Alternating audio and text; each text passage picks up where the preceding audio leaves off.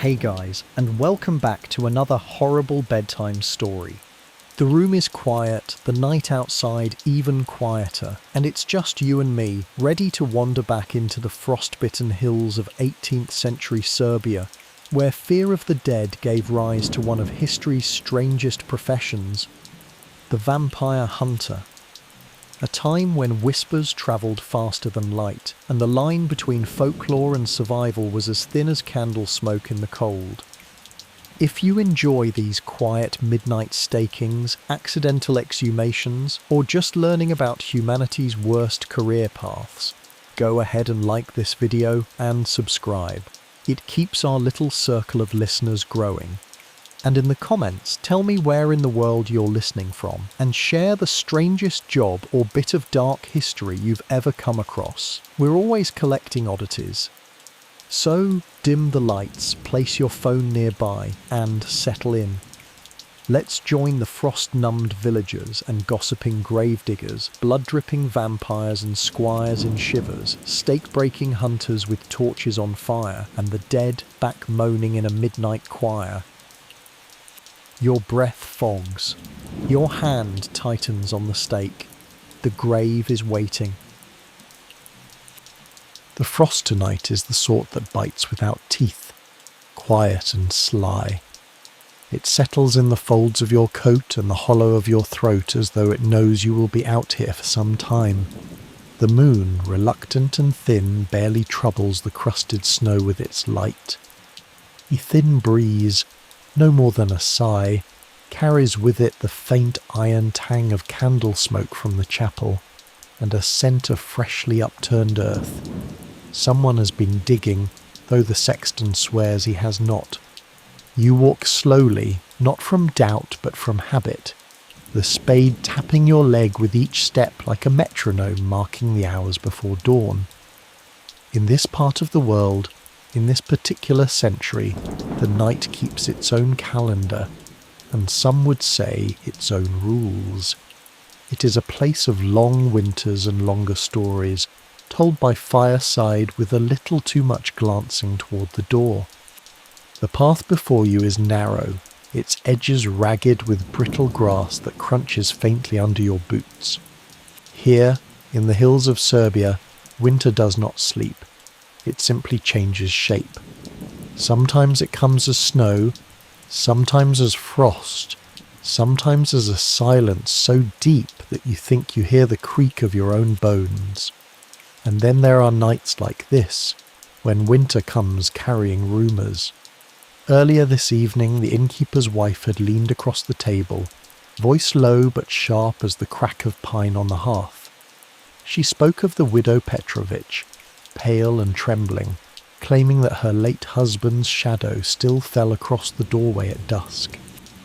She spoke of the blacksmith's son, feverish for 3 nights, muttering of a figure at his bed, and of livestock found with their throats a wet ruin.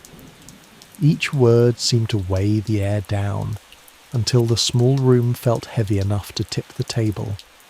And so you had nodded, slow and deliberate, the way you do when there is nothing new to the tale except the names. In this work, it is not surprise that moves you, but the quiet confirmation of what you already knew, that the dead sometimes forget their place. Your tools are simple because the work is not meant to be clever. A spade for the earth, a mallet for the certainty of the strike, and a stake, whittled and polished by your own hand until it sits as familiar as a spoon in your palm. The rest, holy water, garlic, whispered prayers, is for the living. The dead have little patience for ceremony.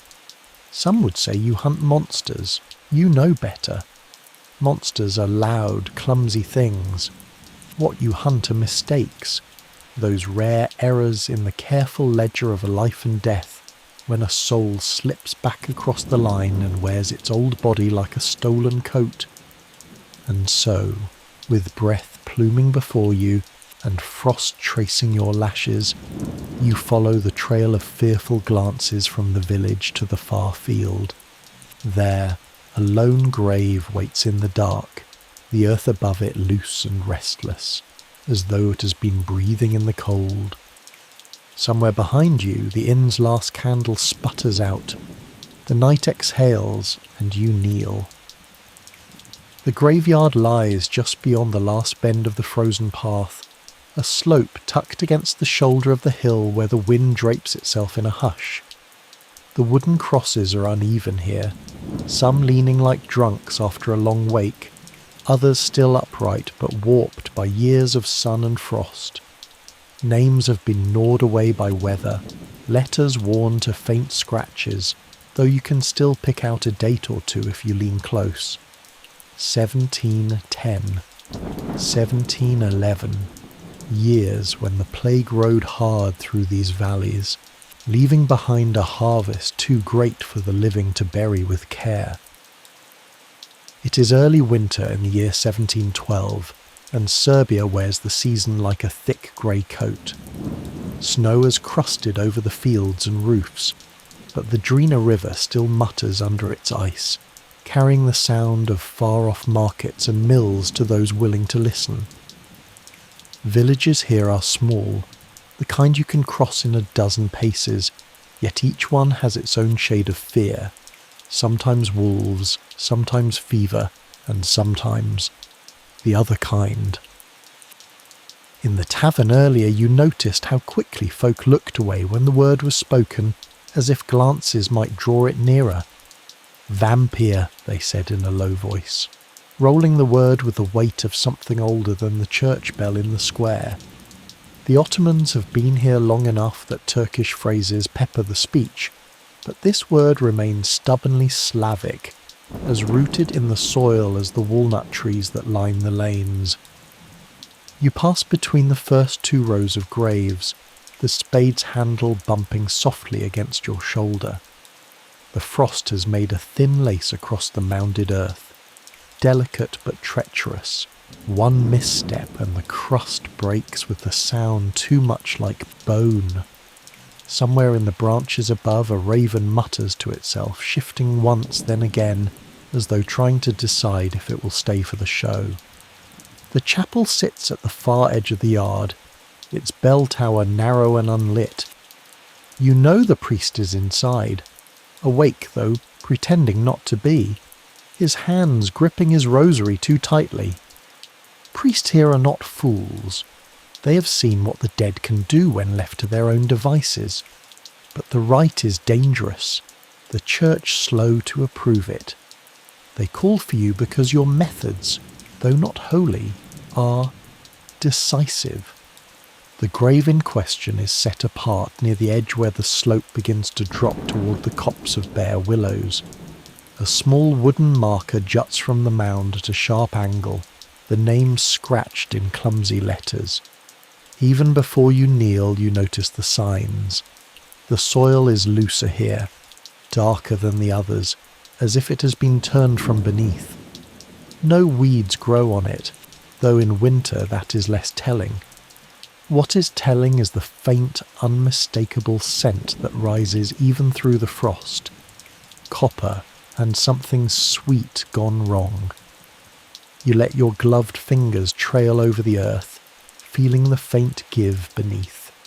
You imagine the body below, not with horror but with the same detached care a carpenter gives to a beam before driving in the first nail.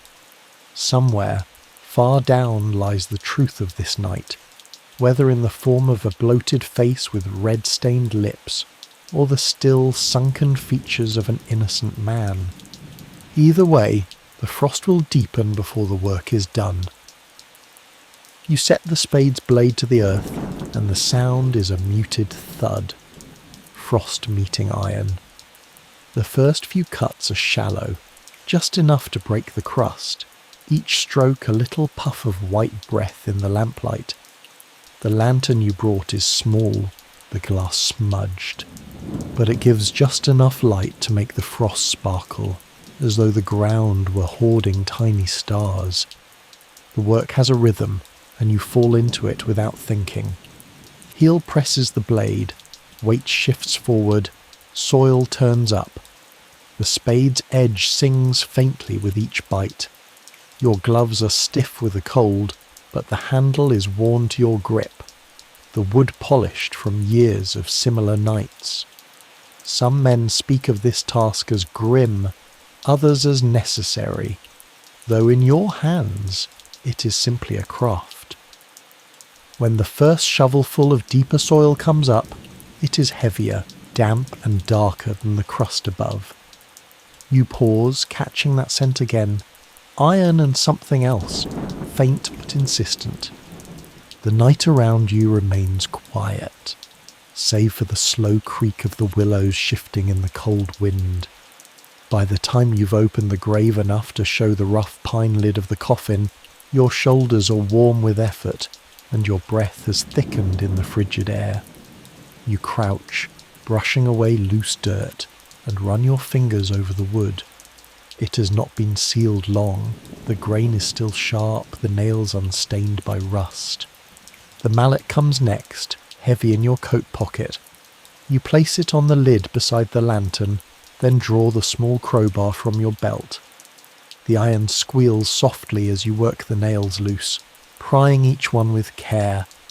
The trick is to move quietly. It is not the living you fear to wake, but something deeper.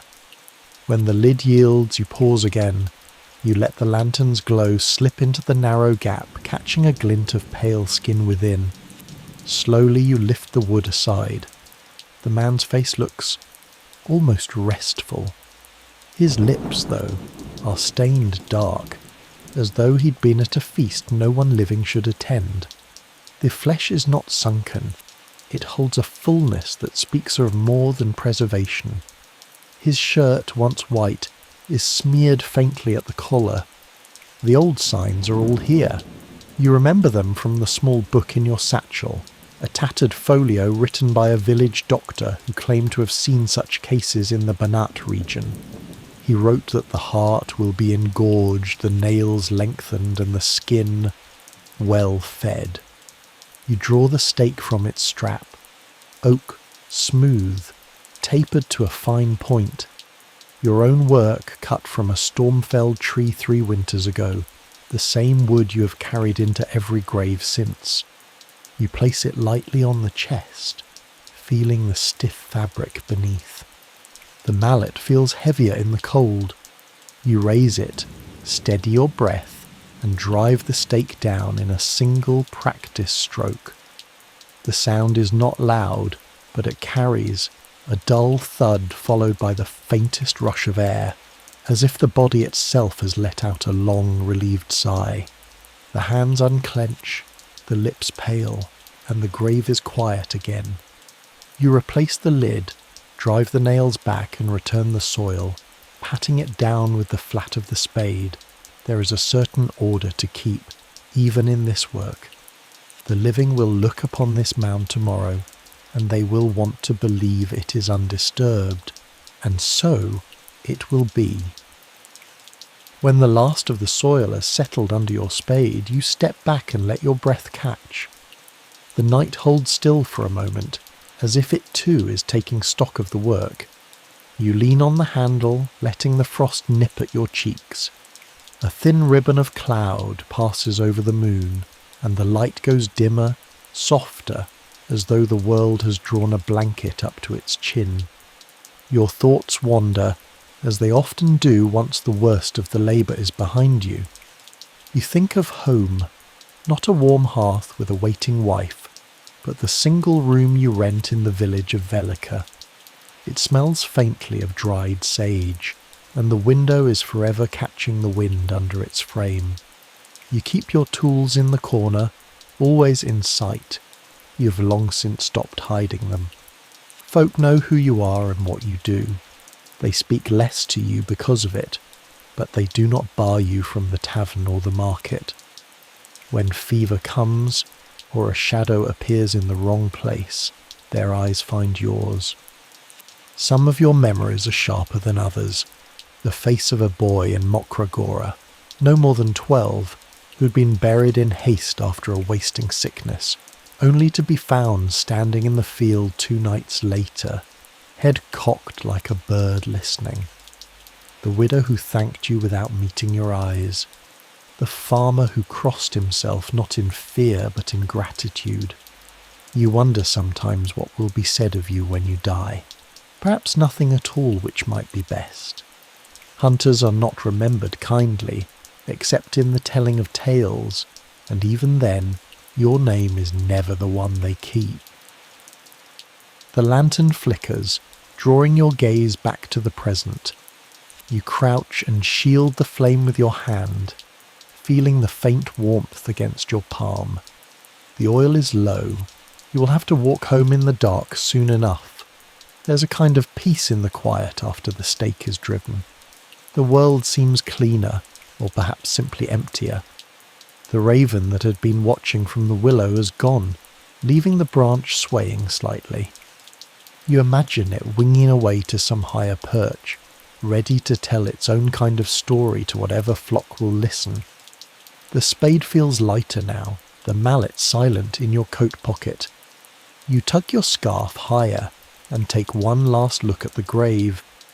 By morning, frost will have sealed your work beneath a thin crust again, and only you will know how restless the soil had been. It is a solitary calling, and you wear it like an old coat, patched, a little threadbare, but still fitting well enough to keep you through another winter. You're halfway across the yard, boots crunching over the frozen path, when a sound halts you. Not the wind. No, the wind is still holding its breath, but a faint, deliberate scrape. It comes again, from the far corner near the crumbling stone wall. You turn, lantern low, and the light falls on a figure hunched at the base of a grave marker. For an instant the night folds around you in that strange stillness that comes when the heart kicks once too hard. The figure shifts, and you see it more clearly. A man, thin as a fence post, wrapped in a coat that might once have been fur. His hands are busy at the earth with a small rusted trowel. The stranger freezes when he sees your light, eyes wide and dark in the hollow of his face. You recognize him after a moment. Milan, the shepherd who spends more time on the high pastures than in the village. They say he talks to himself when no one is near, and sometimes to things no one else can see. "What are you digging for?" you ask, your voice low enough not to carry to the chapel. He hesitates, then shrugs, glancing at the grave beneath his knees. "My cousin," he says. "She was buried with a silver cross at her neck. The family needs it back." His tone is matter-of-fact, as though theft from the dead were an errand like fetching water. You study him for a long moment. In this land, the living often fear hunger more than the dead, and yet you cannot have him stirring the earth tonight, not with what sleeps, or fails to sleep, below. "You'll leave it," you tell him. The words are not a threat, merely a fact arranged in the right order. Milan squints at you, as if weighing the truth of it, then slowly pushes the trowel into his coat and backs away from the grave. "She wouldn't mind," he mutters, but his feet are already turning toward the wall.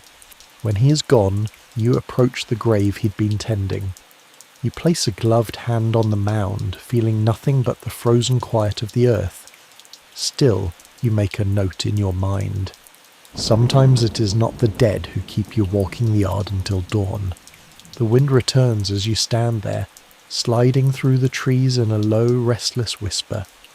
Somewhere far off, a wolf answers with a single short bark. The night, it seems, has decided to move on, and so do you. The path from the graveyard to the village is little more than 2 ruts pressed into the frozen earth, flanked by snow-tipped weeds that shiver in the wind. Your lantern sways at your side, throwing small, restless shadows across the drifts. Behind you, the chapel bell gives a single, mournful note. No summons, just the wood and metal shifting in the cold. Your boots remember the way, even if your mind drifts.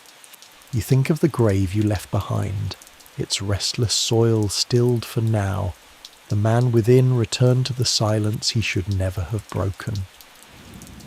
By morning, someone will notice the frost smoothed flat, the marker standing at a slightly neater angle.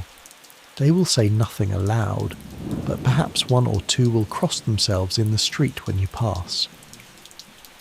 At the first cluster of houses, a faint glow seeps from shutter cracks. The smell of wood smoke is thick here, laced with the sweeter scent of baked bread from a stove that has been working all night. A dog barks once as you pass, then sniffs the air and retreats. You reach your small room above the cooper's shop. The stairs creak under your weight, the sound familiar enough that you could count them blind. Inside, the air is stale but warmer, the faint heat of the stove below creeping up through the floorboards. You set the lantern on the table, douse the flame, and place the spade and mallet in their corner. The stake, still dark at its point, you wipe with a strip of cloth before returning it to its strap. Tools should be ready before you rest, that is the rule. You unlace your boots, fingers stiff in the cold, and ease yourself into the chair by the window. From here, you can see the village square. Silent now, just a scatter of pale light under the moon. Somewhere out there, Milan is trudging back to whatever hut shelters him, the silver cross still around his cousin's neck. Your shoulders ease just a little. The night has given you no surprises, and that is its own kind of mercy. In this work, a quiet night is a gift, even if it comes wrapped in frost and whispers. Beyond the glass, the first thin blush of dawn is just beginning to soften the black of the sky. The hills take on a faint outline again, and the roofs wear their frost like powdered sugar. You watch until your eyes grow heavy, the stillness seeping into your bones. Soon you will sleep. But for now, you sit and let the slow light find its way into the room. The room cools as the stove below dies to embers, and you pull the blanket from your narrow bed around your shoulders. Your body carries the weight of the night's labour, not heavy enough to pain you, but enough to remind you you've been walking among graves. You lean back in the chair, listening to the small sounds that remain. The slow tick of the cooper's clock downstairs, the occasional groan of the rafters as they adjust to the cold. You let your eyes drift toward the window. Outside, the frost still clings to the square, though here and there a darker patch shows where someone's boots have passed. The sky's pale now, the moon sinking toward the ridge. Soon the village will stir, doors will creak open, and voices will begin their day's work. But for you, the day begins in reverse. You will sleep while others labour, waking only when the shadows grow long again. On the table your tools rest in quiet order. The mallet and spade are still flecked with the dusting of soil, and the stake, cleaned and dried, waits for its next call.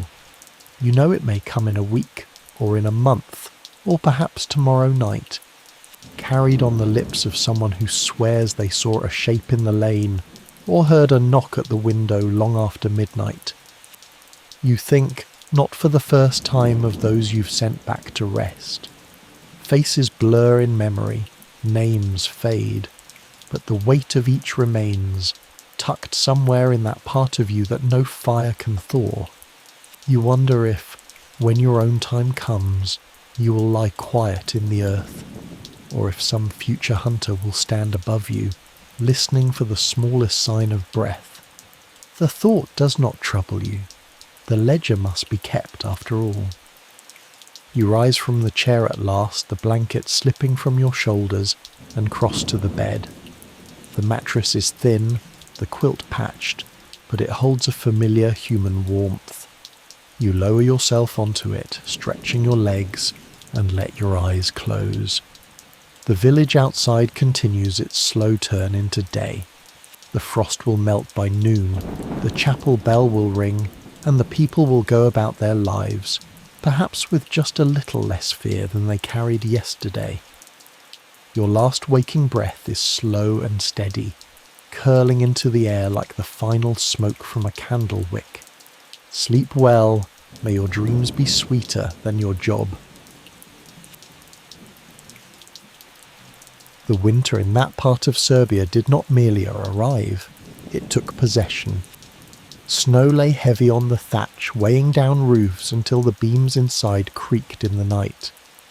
The river lay locked in ice, and the wind hissed across its surface like an animal searching for a way back into the village. At dusk, when the smoke from the hearths thickened and the air turned the colour of pewter, folk went indoors and barred their doors, not for fear of the cold alone. Petar walked in the open. His boots sank with a soft crunch into the crusted snow, the air freezing in his beard. Over one shoulder he bore a spade, over the other a length of ash sharpened to a brutal point. There was a steadiness to his tread, but no swagger. The work did not invite pride. He was heading for the longhouse at the edge of the square, where a cluster of elders sat in low voices about a matter they dared not speak of aloud. Inside, the fire spat and the air smelt of old wool and smoke. The elders' faces caught the firelight in sharp relief, their skin pale as if leached by fear. They looked up as Petar entered, and though they had sent for him, none seemed glad to see him. One cleared his throat, a dry, uncertain sound. "A shepherd," the old man said. "Dead 3 nights now. His widow says she saw him, outside her door." No one contradicted him. The flames cracked. The wind pressed at the shutters. Petar set down the spade, leaning it against the table. He had heard this before in other winters, in other villages. He knew the weight of such silences, the way the dead could press themselves into the living mind until every shadow lengthened into a warning. He nodded once. "Tell me where he lies." The elders exchanged glances, and one reached for a candle.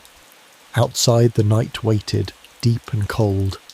Petar followed them into it without another word, the ash stake tapping softly against his boot as they walked. Petar had been born in the hills above Kruševac, in a village so small it could be crossed in the time it took a kettle to boil. His father had been a cooper, bending staves into barrels for wine, oil, and the pickling of vegetables. His mother tended goats, her hands always smelling faintly of milk and wood smoke. Winters were long there, and children learned early to keep to the warmth of the hearth, to listen to the old tales told in half-whispers, of spirits who wandered between snowdrifts, of wolves with eyes like coals, of the dead who might walk again.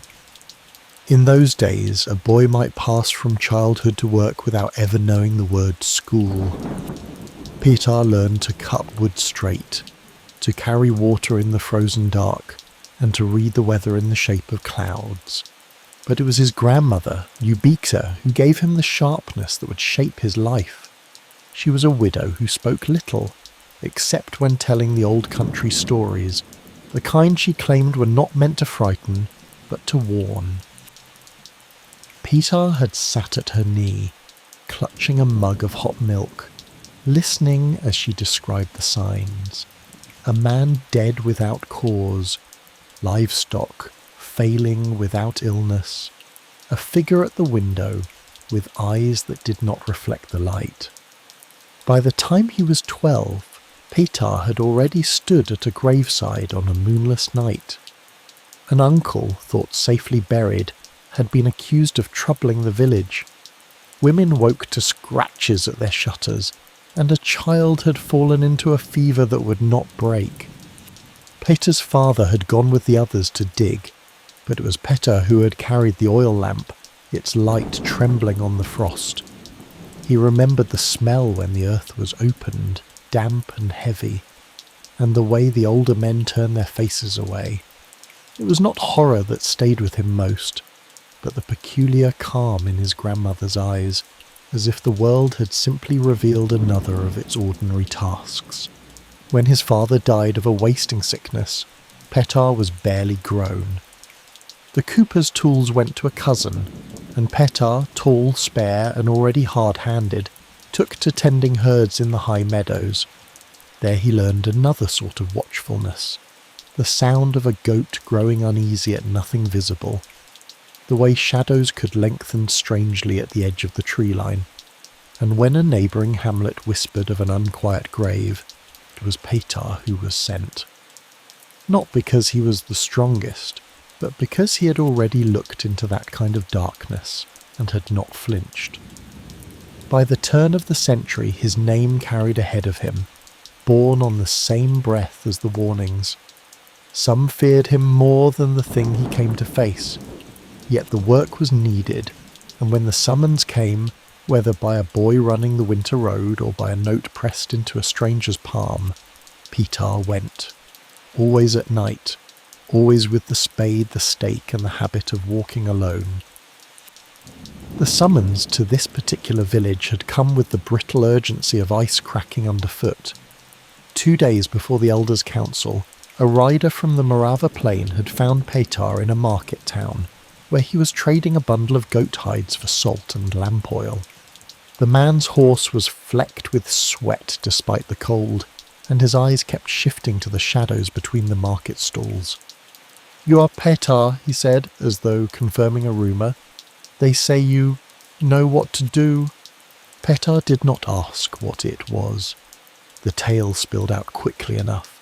A shepherd, hale in the morning, dead by evening. No fever, no wound, no fall.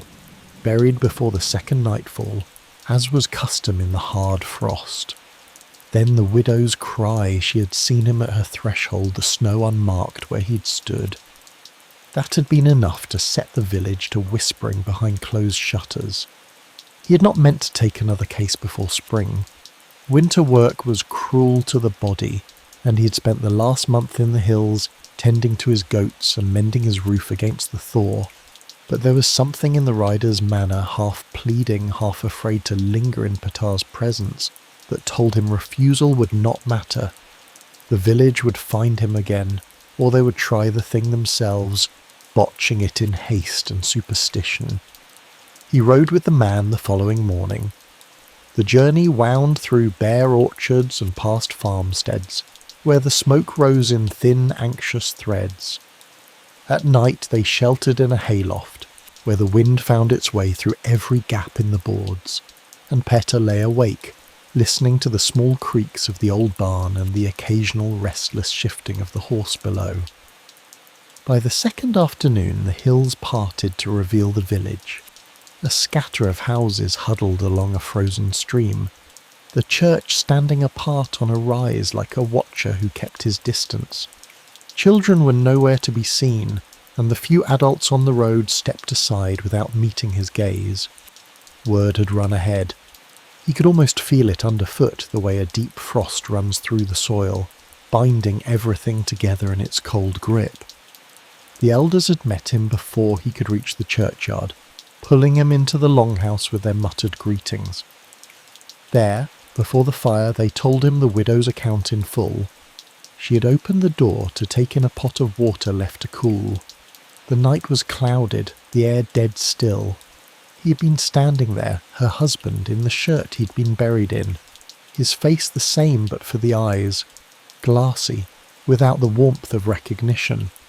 She had dropped the pot, and when she looked again, he was gone. It was the old signs, all of them. Petar listened without interruption, but he felt the weight of what would come, a grave to be opened, the careful search for what should not be found, the decision no one else would speak aloud, but all would silently approve. Outside the snow began to fall again, softly, without wind, as if the sky itself wished to muffle what was about to be done. The grave lay at the far end of the churchyard, near the stone wall that held back the slope of the hill. Snow had drifted high against the boundary, smoothing the ground into a single pale sheet, as if the earth had forgotten where its wounds were. Petar stood there with the spade in his hands, the elders behind him holding lanterns that swayed in the still air. The widow was nowhere to be seen. He preferred it that way. The first bite of the spade into frozen soil was a dull, stubborn sound. Earth this hard gave nothing willingly. Each stroke was an argument. Each lift of the blade a small victory. Petar's breath made clouds before his face, and the sound of metal against stone echoed softly off the church wall. The others stayed back, their light forming a trembling halo around him, but none offered to take the spade. In his years at this work, Petar had learned to notice the smallest deviations. Soil too loose for the season, wood that creaked without rot, a stillness that did not belong to the grave. By the time the lid of the coffin showed, the lantern light was turning yellow with the last of the oil. The elders muttered and shifted, their resolve thinning with the cold. Petar set the spade aside and knelt, brushing away the last of the dirt with his gloves. The coffin was opened slowly, the hinges groaning as though reluctant to yield. The shepherd lay within, his shirt clean as if newly laundered, his nails free of the soil that should have marked his passage. But it was the mouth that drew Petar's attention, lips ruddy, almost moist, as though some warm breath had lingered there. A smear darkened the beard just under the chin. One of the elders turned aside sharply, muttering a prayer. Another began to back away toward the lanterns. Petar reached for the stake, feeling its smooth ash surface in his hands, the familiar weight of it. The motion was practiced. The poinsettia just below the breastbone, the body braced with one knee, the sharp downward thrust. The sound it made was not one he could ever grow used to, a wet sudden release, like sap bursting from a tree under heat. There was a long pause before anyone breathed. Then, as always, came the cutting, the head severed cleanly, the mouth stuffed with garlic and a small stone. Petar worked without haste, without ceremony, the snow settling on his shoulders as if he were merely mending a fence or clearing a field. When it was done, the coffin was closed, the earth replaced, and the surface smoothed so that no one passing could tell what had been disturbed. The elders walked back with him in silence, their boots crunching in unison. They would tell the widow in the morning that all was well, that the shepherd would trouble her no more. They would not mention what had been done, but they would sleep easier for it. This was how it always went. A whispered summons, a walk to the grave, the same tasks repeated in villages scattered across the hills and plains. Some years brought only one or two such calls, others brought many, especially when sickness took the living in sudden swells. Petar came to know the long roads in every season, the summer dust rising in sheets, the autumn air sharp with wood smoke, the spring floods that turn the tracks to mire. And at the end of those roads, he always found the same thing, the watchful, measuring stares of those who needed him, but would never welcome him. Yet he did not turn away from it. In a land where the boundaries between the living and the dead could thin without warning, someone had to walk that narrow ground. He did it as one might tend a dangerous fire, carefully, without boasting, and always ready to stamp it out before it spread. It was in the winter of the year 1722 that Petar's work veered away from its steady, grim rhythm. The call came not from a cluster of elders, but from a single man, a priest from a village 2 days east, whose voice shook as though he carried frost in his lungs. Petar met him at a wayside chapel where the wind slipped under the door and rattled the unshuttered windows. "This one is different," the priest said, eyes fixed on the worn boards beneath their feet. "He is not newly dead." Petar waited. The priest licked his lips. "It has been 9 years. Buried in the old ground by the oak. The family says they've seen him just as before, but younger, his beard dark again, his back straight. 9 years? Even the most hardened village gossip would hesitate at such a claim. but there was a tension in the priest's manner, something Petar had not often seen in men of the cloth, fear that was not for his own soul, but for the earth itself. The journey to that village was slow, the tracks choked with drifts and the sky leaden with the promise of more. When they arrived, the air inside the houses felt thinner, as if the walls themselves had been holding their breath. The family in question lived apart from the others, near a line of birches whose pale trunks showed strangely against the snow. They spoke little, but the old mother described waking in the night to see her son, long dead of a fever, standing at the end of her bed. "He smiled," she whispered, and it was the smile he had before he took to the grave. Against his habit, Petar agreed to see the grave at once. The oak that marked it was skeletal now, its branches tipped with frost. The soil there was strangely loose, though the frost should have bound it like iron. The digging took less time than he expected, and when the coffin was brought to light, the sight inside held even Petar still for a moment. The man's face was full, the skin unwrinkled, his hair thick and dark. The clothes were old and worn, but showed no rot. In his hands, folded across the chest, lay a rosary whose beads shone as if they had been polished yesterday. The elders present murmured to one another, crossing themselves in nervous haste. Petar reached for his stake without looking at them, but before he could set the point, the corpse's eyes opened. They did not move, nor did the lips part, yet the gaze was direct and cold as deep water. Petar felt the winter air deepen around him, the way it does just before a blizzard breaks. Then the lids closed again with the smallest flutter, as if in dismissal. The work was finished swiftly after that, but it followed him. For the first time, Petar dreamed of a face he had put back under the soil. The eyes, unblinking, black as the birch-shadowed snow, came to him in the quiet hours before dawn. And though he answered other summons in the years that followed, he did so with the knowledge that not every grave he opened would give up its dead without a reckoning. By the time the hairs in his beard had gone to silver, Petar no longer carried his own spade. His knees complained at the long hours in the cold earth, and his shoulders stiffened after a day's ride. Younger men, bolder in their strength, though not in their nerve, were sent along to do the heavier work, while he kept his place at the edge of the grave, watching, always watching. He had moved from the high hills down to a valley hamlet with a broad, slow river, a place where the winters were still hard, but the winds less bitter. There he kept a modest house with a narrow barn for his goats and a small orchard of plum trees, which he pruned each spring with careful hands. Villagers nodded to him politely on the road, but seldom stopped to talk. Children, as they always had, kept their distance, curious yet unwilling to be caught too near. The summons came less often now.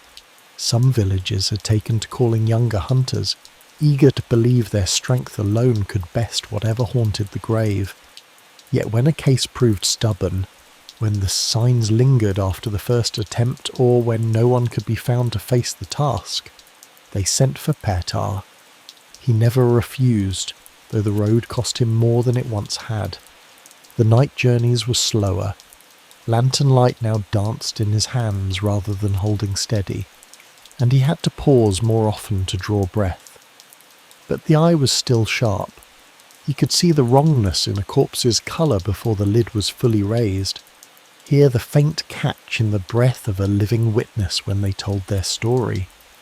Sometimes, on the ride home, he wondered how long the work would truly need him, whether, when he was gone, someone else would walk the same frozen paths, spade and stake in hand. In the quiet seasons between calls, Petar spent long evenings by the fire, listening to the goats shifting in their stalls and the wind moving in the plum branches.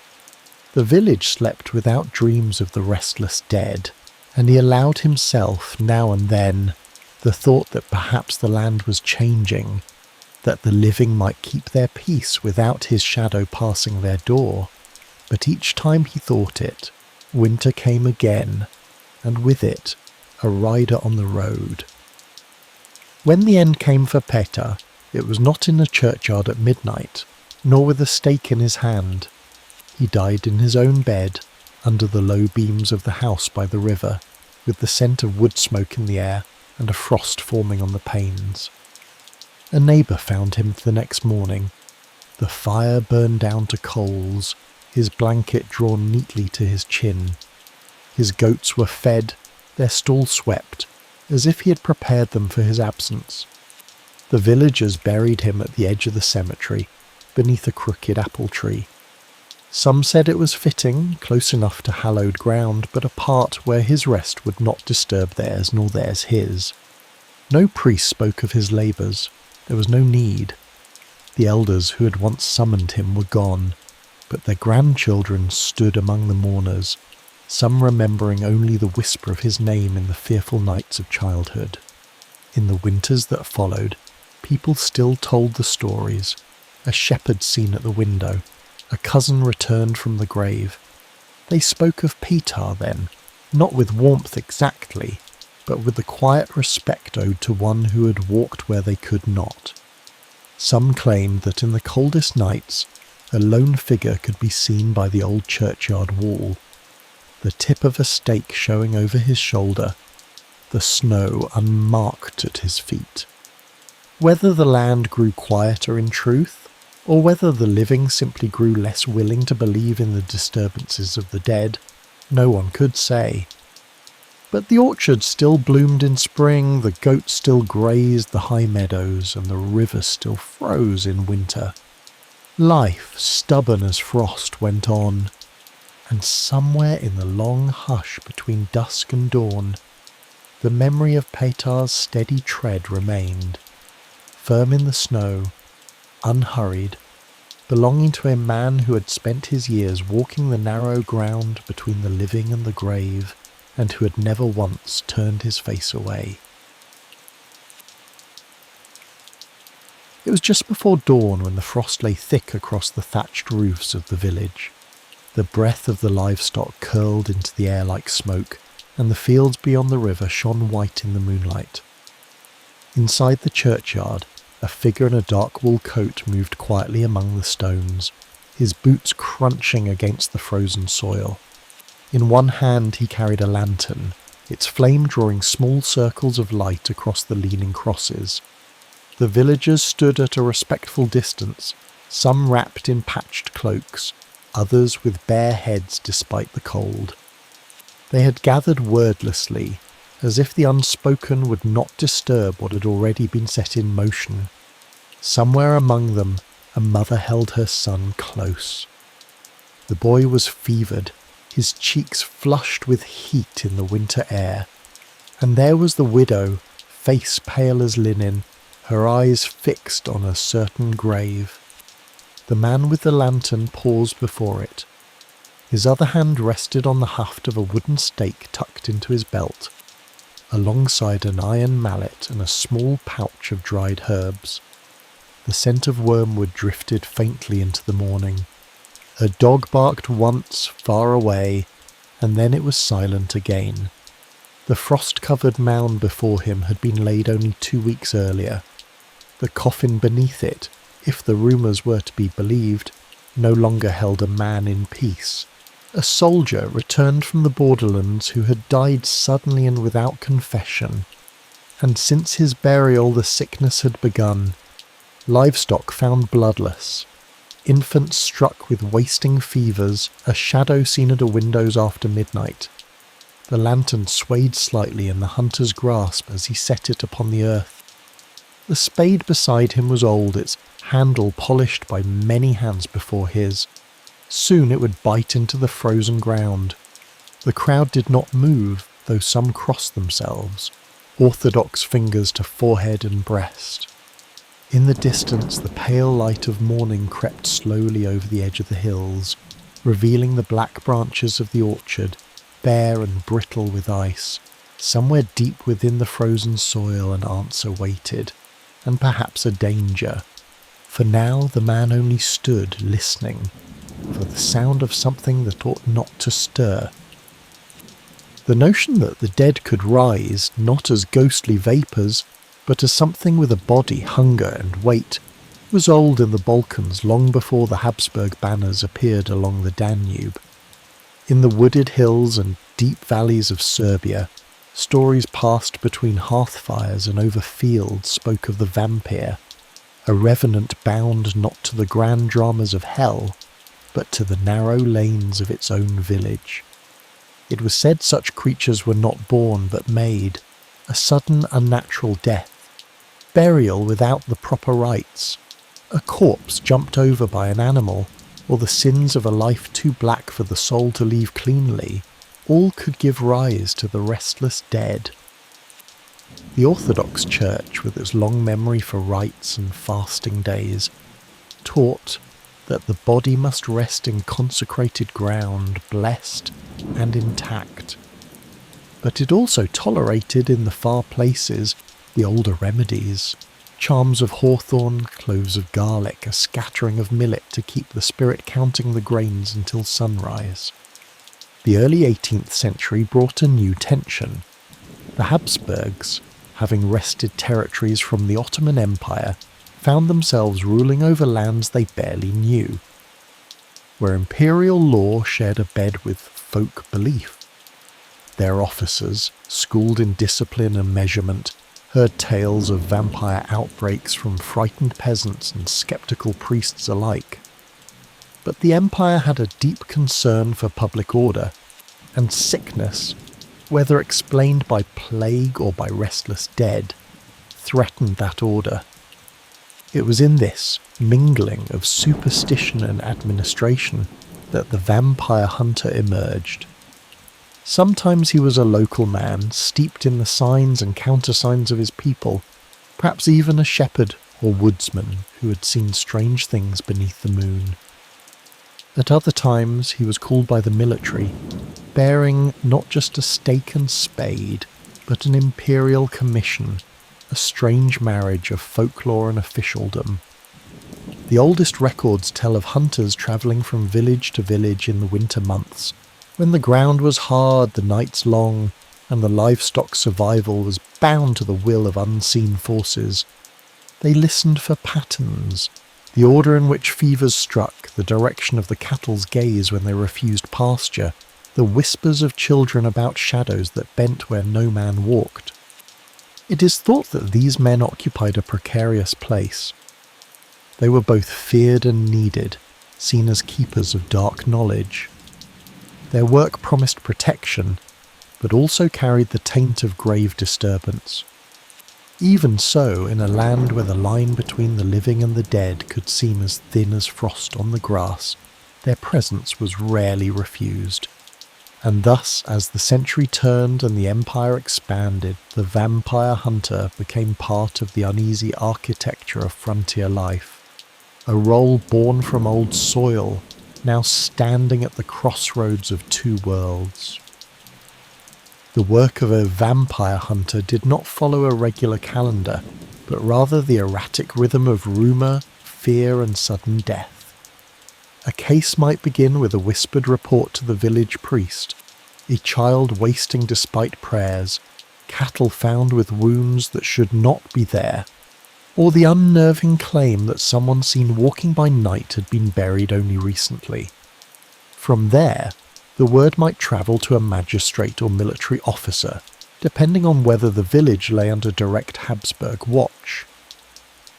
Once called, the hunter's authority was a patchwork, some granted by the Orthodox rite, some by the customs of the people, and sometimes by the empire itself. If an imperial commission existed, it was usually a letter bearing the black double-headed eagle, granting the hunter the right to exhume and destroy the suspected corpse. Without such papers, his power rested solely on the assent of the priest and the will of the community. The hunter's tools were simple but deliberate. The wooden stake, often carved from hawthorn or ash, was shaped to a point with a grip thick enough to withstand repeated blows. The mallet was iron-headed, heavy enough to drive the stake through rib and spine. A long knife or hatchet might be kept at hand for beheading, though this was done only if staking alone seemed insufficient. Alongside these were smaller, quieter instruments: pouches of garlic cloves, vials of holy water, sprigs of wormwood and juniper. His methods followed a grim sequence. First, the grave was opened and the coffin exposed. Signs of vampirism were sought: a body that lay too fresh, cheeks still flushed, limbs flexible when they ought to be stiff with death. Sometimes the corpse was found with traces of blood at the mouth, or in a more grotesque case, with fresh nails and hair as if grown after burial. These, the hunter declared, were sure marks of the restless. If the signs were clear, the stake was driven through the chest, pinning the body to the coffin boards. Witnesses often described a gasp, a shudder, or even the release of dark blood at the moment of piercing, phenomena later explained by physicians as the workings of decay, but which in the cold night air seemed like proof enough of evil undone. The head might be severed and buried apart, or the entire body burned to ash. Though the rituals were steeped in fear, they also followed a kind of order. The priest might chant prayers as the work was done, sanctifying both the soil and the living witnesses. The hunter, for his part, moved with the calm of a man who had seen such things before, careful to avoid panic among those gathered. In this way, the role held a strange duality: a labourer in the earth and in the realm of the unseen, a craftsman of death's second ending, whose work was measured not by what was built, but by what was put finally to rest. In the winter-dark villages of 18th century Serbia, the vampire hunter stood at a crossroads of belief. He was neither entirely holy nor wholly profane, and the way people regarded him depended on whether they saw his work as salvation or as a dangerous meddling in death's order. Among the Orthodox faithful there was caution. The Church taught that the soul's passage was a sacred matter, governed by rites and divine mercy. Disturbing the dead without cause was frowned upon, and the opening of graves was to be approached only with clerical sanction. Yet priests knew well that folk traditions had deep roots. They might stand beside the hunter during his work, lending authority with prayer, even if their own sermons the following Sunday cautioned against superstition. To the villagers themselves, the hunter's presence could be a balm or a shadow. In the warmth of the hearth, elders spoke of times when a hunter's intervention had stopped the wasting sickness, or when strange hoofbeats in the night ceased after a certain grave was disturbed. In the same breath, they might recall households cursed after the exhumation of a kinsman, or fields that failed the next season. The Habsburg authorities had their own interest. Vampirism to them was a matter of public order and military readiness. In garrison towns and newly annexed territories, outbreaks of fear could disrupt the movement of troops and the collection of taxes. The vampire hunter thus became a curious kind of frontier agent, unofficial in the eyes of Vienna, yet tolerated, and sometimes directly employed, when unrest threatened imperial stability. Beyond the formalities of church and state, the vampire hunter also served as a keeper of boundaries. His work marked the line between the village and the wilderness, between kin and stranger, between the known and the feared.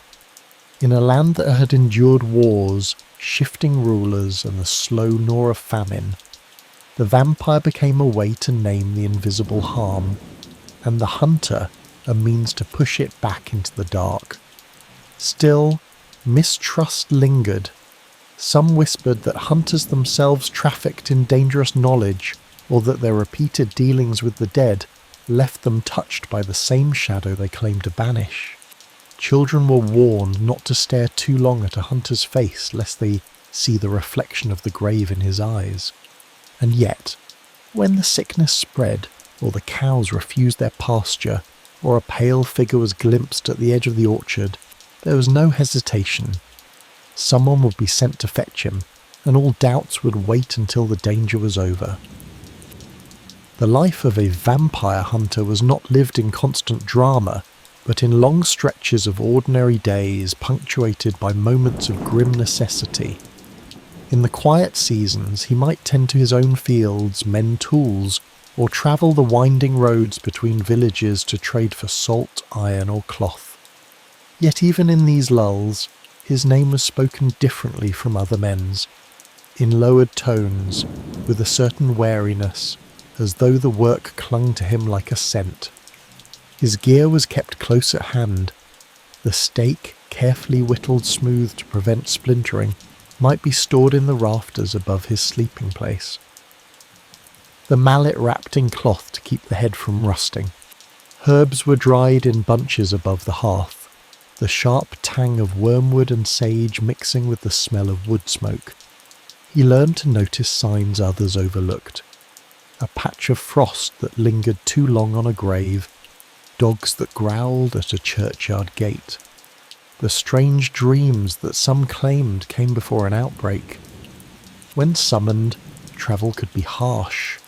Snow-choked passes, sodden spring roads, or the threat of Ottoman raiders along the border made each journey its own trial. He often arrived in a village as an outsider, met first by silence or guarded stares. Only when the priest or headman stepped forward to greet him did the atmosphere ease, and even then the hospitality was cautious. Meals were offered, bread, cheese, a bowl of beans, but he was rarely invited to share a family's hearth for the night.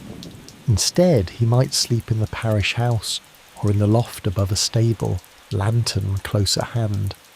The work itself was physically punishing. Winter ground was iron hard, each shovelful a jolt through the arms. Summer graves, by contrast, released a hot, sweet, sour air that clung to hair and clothing. The moment of inspection demanded both care and resolve, lifting a coffin lid while the gathered crowd leaned in, breath held, waiting for his judgment. Payment varied. Some communities offered coin, Austrian kreuzer or Ottoman paras still in circulation from older days, while others gave goods, a sack of grain, a goat, a bolt of homespun linen. The hunter might accept whatever was given without argument, knowing that to press too hard risked souring his welcome should his services be needed again. It was a solitary trade. There was no guild, no brotherhood of vampire hunters sharing their lore over mugs of beer. What knowledge he possessed was pieced together from old men's tales, half-remembered prayers, and the evidence of his own eyes. Over years he carried not just the weight of his tools, but the stories of each grave opened, some ending in relief, others in the cold knowledge that not every sickness could be staked into stillness. In this way his days moved like the turning seasons, long quiets, sharp labours, and always the sense that somewhere, perhaps already, the earth was holding something that would not lie still. By the middle of the 18th century, the vampire hysteria that had gripped Serbia and other frontier lands began to shift. In part, this was due to the very empire that had once tolerated the hunter's work. Habsburg physicians trained in the universities of Vienna and Prague arrived in the provinces to investigate the outbreaks.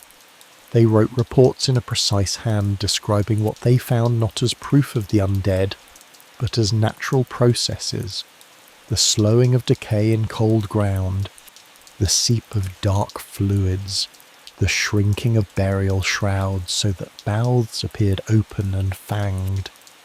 These explanations did not erase belief, not in the villages, where stories had longer roots than official proclamations, but they did begin to draw a line between imperial governance and local custom.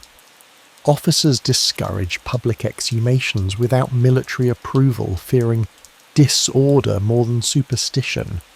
Some priests too began to speak more firmly against the old practices, urging their flocks to trust in confession, burial rites, and prayer. The role of the vampire hunter changed with these pressures. In some regions he faded from public life, his services sought quietly, if at all. In others he adapted, presenting himself more as a sanitary inspector than a destroyer of the undead, speaking of bad air and earth corruption, while still driving the stake when the coffin was opened. Economic change also played its part. As trade routes strengthened and markets grew, the hunter found it harder to live on irregular payment. Younger men were less willing to take up a calling that offered neither steady income nor social esteem. By century's end, the figure of the hunter had receded to the margins, still known, still whispered about, but no longer a fixture in the rhythm of village life. And yet the idea did not die. The stories endured, passing through generations, sometimes stripped of the hunter's name, sometimes dressing him in new garb. In these later tellings, the figure became half legend, a shadow at the edge of the graveyard, a man with eyes the colour of cold ash, walking the frost just before dawn. Even in times when the church and the empire seemed certain that the dead stayed where they were put, there remained a quiet readiness in the countryside. If sickness came without warning, if the cows lowed uneasily at midnight, if a pale figure was seen in the orchard, someone might still remember the old ways, and somewhere perhaps an old stake lay hidden in the rafters, waiting for a hand to take it up again. In the hush of a winter night, when the hearth fire burned low and the wind pressed softly at the shutters, the people of those 18th century villages might think of the graves outside their walls. Most lay quiet, claimed by earth and prayer. But memory is not so easily buried. It lingers, drawing together the sense of cold soil, the creak of coffin wood, the far-off sound of a dog's bark beneath the moon. The vampire hunter belonged to that memory, a figure shaped as much by fear as by necessity. He walked the narrow strip between the seen and the unseen, called forth when the balance of life and death seemed to falter. His work was neither noble nor celebrated, but it was remembered, if only because it marked the moment when a village stood together, breath held, waiting to see if the earth would give up its secret. Now, the roads he walked are worn by other feet, the fields ploughed by other hands. Yet in certain corners of the Balkans, old stories still surface on winter evenings. They speak not only of the undead, but of the living, of how people faced what they could not understand, how they found comfort in the rhythm of ritual, even when that ritual meant the breaking of earth and the striking of wood into flesh. It is thought that such tales endure because they touch something constant, not the specifics of hawthorn stakes or wormwood smoke, but the deeper truth that every community, in every age, must decide how to guard its boundaries, against illness, against disorder, against whatever shapes they believe might slip through in the dark. And so the hunter remains, not in the lanes of the villages, but in the space between history and legend, where frost still glitters on the grass and a lone figure moves among the stones, listening for the sound of something that ought not to stir. And so the wind dies down, the moon, pale and thinning, slips behind a slow drift of cloud. Frost clings to the wooden eaves, and the air has that hollow stillness that comes only when the night has finished its work. The road home is empty now, save for the faint creak of leather and the steady rhythm of boots finding their way through rutted earth. The weight in his hands is gone, the weight in his chest remains, but it is quiet weight, settled, the kind that does not demand, only lingers. The village sleeps, every door barred, every fire dimmed to a deep ember, and above them the stars keep their cold and patient watch. Past the last fence post, past the chapel with its leaning cross, He turns toward the faint warmth of his own doorway. The latch will click softly. The dark inside will greet him like an old friend. Somewhere within, a single candle will still be burning, its wax pooled low, flame bending in a tired arc. He will sit for a while in that flickering gold, listening to the way the silence fills the room, until the silence itself feels like company. The work is done for now, the living breathe in peace. And whatever comes, be it tomorrow or another long winter from now, will come in its own time. For you too, the night is finished. You may set your burdens down. Let the air grow still around you. Let your thoughts settle like snow on quiet fields. Sleep well, and may your dreams be gentler than the roads you've walked to reach them.